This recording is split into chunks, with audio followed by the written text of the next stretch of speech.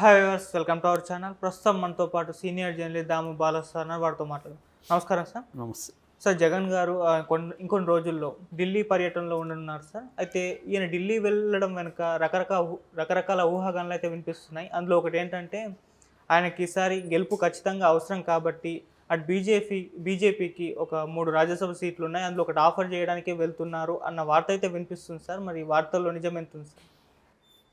ఈరోజు cabinet meeting అయినాక ఢిల్లీ వెళ్తున్నాడు జగన్. ఢిల్లీలో ప్రధానంగా మోడీ అండ్ అమిత్ షాని కలుస్తానంటున్నారు. ఎప్పట్లాగే ఎప్పుడు వెళ్ళినా కూడా ప్రధానంగా ఏం చెప్తారంటే, ఒకటి ప్రత్యేక హోదా కానీ లేకపోతే ప్యాకేజ్ కానీ, పోలవరానికి సంబంధించి ఇట్లా అంటే అనేక ఇష్యూస్ పెండింగ్లో ఉన్నాయి కదా, వాటి గురించి మాట్లాడడానికి వెళ్తున్నాడు అనేది చెప్తారు. మేబీ అవి కూడా మాట్లాడచ్చు. బట్ దాంతోపాటు ప్రధానంగా ఈసారి ఎందుకంటే ఎన్నికల దగ్గరికి వచ్చాయి, నెక్స్ట్ మంత్లో అంటే ఫిబ్రవరిలోనే ఎండ్ లోపలే నోటిఫికేషన్ కూడా వచ్చేస్తుంది.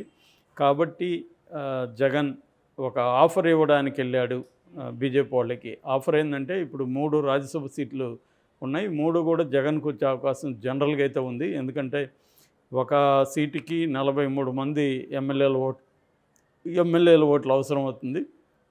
జగన్కి 151 ఉన్నారు. తెలుగుదేశం నుంచి కూడా 4 ఉన్నారు. ఒకవేళ అందులో 20-30 మంది వెళ్ళినా కూడా, 20 మంది పైన వెళ్ళినా కూడా ఇంకా 3 గెలిచే అవకాశం ఉంది. తెలుగుదేశం కూడా దీన్ని ఉపయోగించుకొని రెబల్స్ని మ్యాక్సిమం కానీ ఆహ్వానిస్తే మనం గెలవచ్చు అనేది తెలుగుదేశం కూడా నిలబెట్టే అవకాశాలు కనబడుతున్నాయి. ఏదేమైనప్పటికీ 2 అయితే గ్యారంటీగా వైసీపీకి ఉన్నట్టే. 1కి మాత్రమే ఈ గందరగోళం అయితే ఉంది. అంటే వైసీపీలో టికెట్ రాని వాళ్ళు రెబల్స్ అంతా కానీ వెళ్ళి ఓట్లేస్తే ఏమన్నా జరగచ్చు. అది ఎంత పాజిబిలిటీ ఉందనేది చెప్పలేం. ఏదేమైనా ఒక్క సీటు కోసమే ఈ తెలుగుదేశం కూడా ట్రై చేస్తుంది. సో ఈ 2 అయితే ఉన్నాయి. ఆ 2టికి కూడా క్యాండిడేట్ల పేర్లు రకరకాలుగా వస్తున్నాయి. బట్ ఇప్పుడు జగన్ ఆఫర్ ఏంటంటే, నేను ఒక రాజ్యసభ సీటు మీకు ఇస్తాను, సో మీరు బదులుగా నాకు 2024 ఎన్నికల్లో సపోర్ట్ చేయండి అనేది మాట్లాడడానికి వెళ్ళాడు అనేది చెప్తున్నారు. ఇది తెలుగుదేశం మీడియాలోనే బలంగా వచ్చింది ఈ న్యూస్. అంటే మరి బీజేపీ తెలుగుదేశం జనసేనతో కలవడం లేదా? ఎందుకంటే కలిస్తే జగన్కి వాళ్ళు హెల్ప్ చేసే అవకాశం ఉండదు, కలవకపోతేనే జగన్కి వాళ్ళు హెల్ప్ చేసే అవకాశం ఉంటుంది.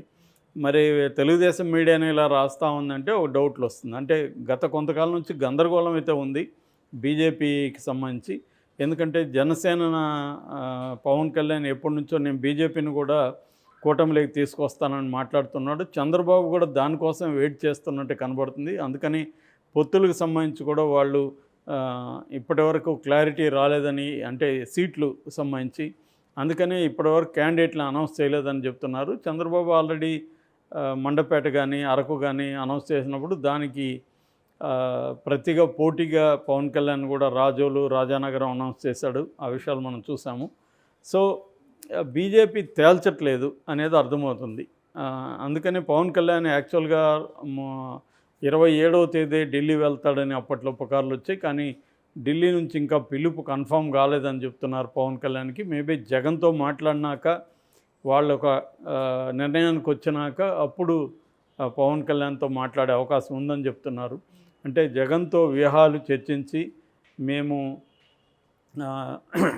తెలుగుదేశం కూటమితో వెళ్ళాలా లేదా అనేది అప్పుడు వాళ్ళు నిర్ణయించుకుంటారు అనేది అంటున్నారు.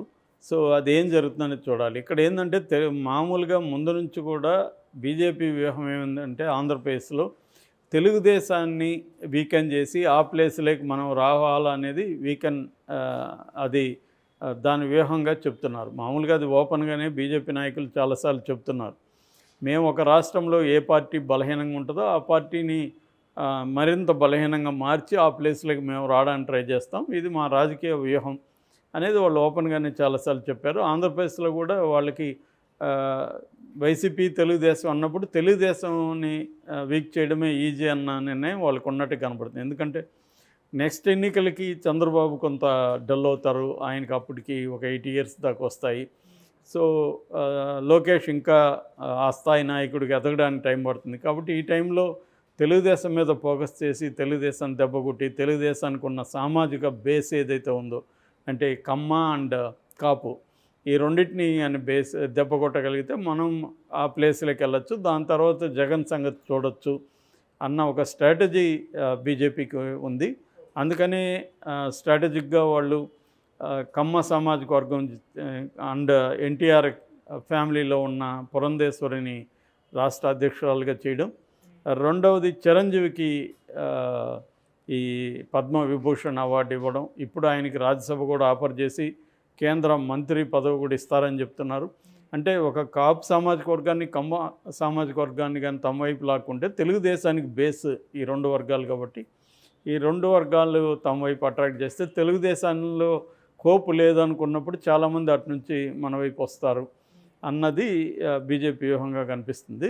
ఆ వ్యూహాన్ని మరి ఇప్పటి నుంచి అమలు చేస్తారా లేదో తెలియదు. ఇప్పటి నుంచి అమలు చేసేటైతే ఖచ్చితంగా వాళ్ళు తెలుగుదేశం జనసేన కూటమిలోకి రాకపోవచ్చు, రాకుండా వీక్ చేయడానికి ట్రై చేయొచ్చు, జగన్ని ఇండైరెక్ట్గా వాళ్ళు బలపరిచే యాక్టివిటీలోకి వెళ్ళచ్చు.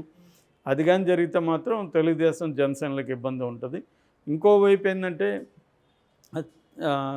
బీజేపీ లాంగ్ టర్మ్ స్ట్రాటజీ ఇప్పుడు నేను చెప్పింది అట్లా కాకుండా ఇమీడియట్గా మనకు కొన్ని సీట్లు వస్తే బాగుంటుంది అనుకుంటే మాత్రం తెలుగుదేశంతో కలిసే అవకాశం ఉంది. ఏదేమైనా జగన్తో వాళ్ళు ఫ్రెండ్లీగానే ఉంటున్నారు. వాళ్ళు ఏంటంటే ఆంధ్రప్రదేశ్లో వాళ్ళకి ఏ రకమైన ఉనికి ఇప్పటివరకు లేదు. 1% ఓట్లు కూడా 2019లో రాలేదు, ఇంకా దిగజారిందే కానీ పెరిగింది ఏమీ లేదు ఈ 5 ఏళ్లలో. అందువల్ల బీజేపీ ఏం ఆలోచిస్తుందంటే మనం ఎవరికి ఓపెన్గా సపోర్ట్ ఇవ్వకుండా ఉంటే ఇక్కడున్న 25 ఎంపీ సీట్లు రేపు ఎవరికి వచ్చినా మనవే, అవి మన అకౌంట్లోనే ఉంటాయి. అట్లాగే రాజ్యసభలో కూడా ఎవరు బలం ఎక్కువ ఉన్నా కూడా వాళ్ళు మనల్నే సపోర్ట్ చేస్తారు, ఏ బిల్లు పెట్టినా మనకి సపోర్ట్ చేస్తారు. ఆల్రెడీ అదే చేస్తున్నారు. తెలుగుదేశం సపోర్ట్ చేస్తుంది, వైసీపీ సపోర్ట్ చేస్తుంది. దీన్నే షర్మిల ఇప్పుడు ఫోకస్లోకి తీసుకొస్తుంది. అంటే ఇక్కడ ఆంధ్రప్రదేశ్లో పార్టీలు అన్నీ కూడా బీజేపీ వైపే ఉన్నాయి. సో ఇవన్నీ బీజేపీ కూటమి అనే చెప్పేస్తుంది ఆమె. వైసీపీ, తెలుగుదేశం, జనసేన 3 కూడా బీజేపీ కూటమిలో ఉన్నాయి. సో దానికి ఆ కూటమికి ప్రత్యామ్నాయంగా కాంగ్రెస్ ఉందన్న నెరేటివ్ని షర్మిల తీసుకెళ్తుంది. ఆమె ఎల్లుండి జంతర్ మంతర్ ఢిల్లీలో కూడా ఒక ధర్నా చేయబోతుంది, అక్కడ నిరసన కార్యక్రమం ప్రత్యేక హోదా గురించి. అంటే ఆమె క్లియర్గా ఈ పార్టీలన్నింటినీ ఒకవైపు పెట్టి కాంగ్రెస్ను ఒకవైపు నిలబెట్టే ప్రయత్నం చేస్తుంది.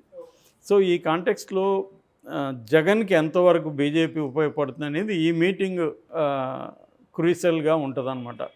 అంటే ఈ మీటింగ్లో జగన్ ఏం ఆఫర్ చేస్తున్నాడు, దానికి వాళ్ళు ఎలా స్పందిస్తారనేది ప్రధానం. సో తెలుగుదేశం మీడియా ఏం చెప్తుందంటే జగన్ రాజ్యసభ సీటు ఆఫర్ చేస్తున్నాడు.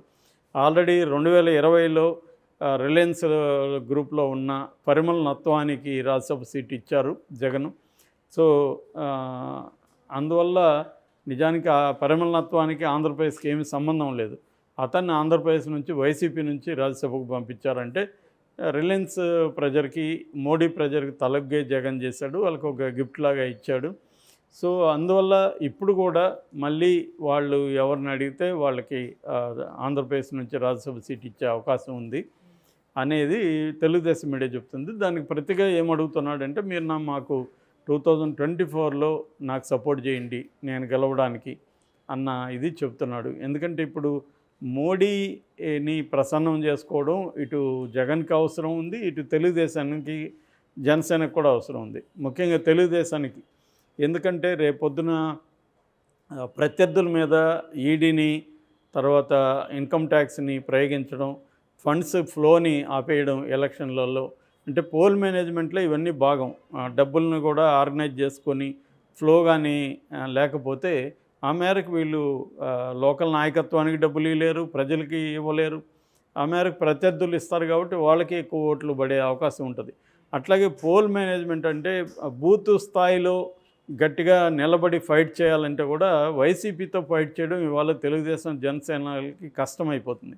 ఎందుకంటే ఆల్రెడీ అవన్నీ కూడా జగన్ ప్లాన్ చేసుకున్నాడు. ప్రతి ఊర్లో కూడా 50 ఇళ్ళకి ఒక వాలంటీర్ ఉన్నాడు, ఒక గృహ సారథి ఉన్నాడు వాళ్ళకి. అంటే ఇద్దరు వాళ్ళ తరపున ప్రతి 50 ఇళ్ళకి పనిచేస్తారు.